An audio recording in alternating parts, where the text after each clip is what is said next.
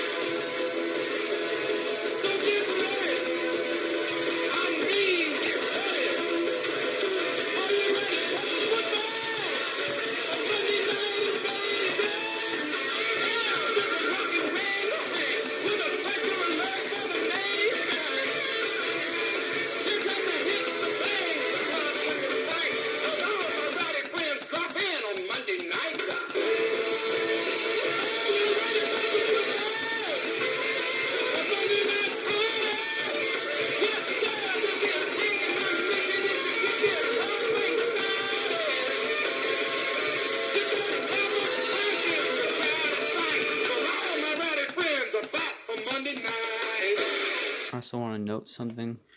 His mouth comes out all the way. Look.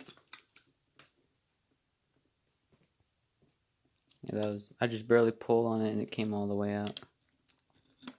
And the problem with that made his back leg move. The spinning knob was broken where it connects to the shaft piece. So I just used a bunch of substitute glue and it works. And the hip gear was completely snapped in half. I only found one half. I don't know where the other half went. But yeah, this guy's done.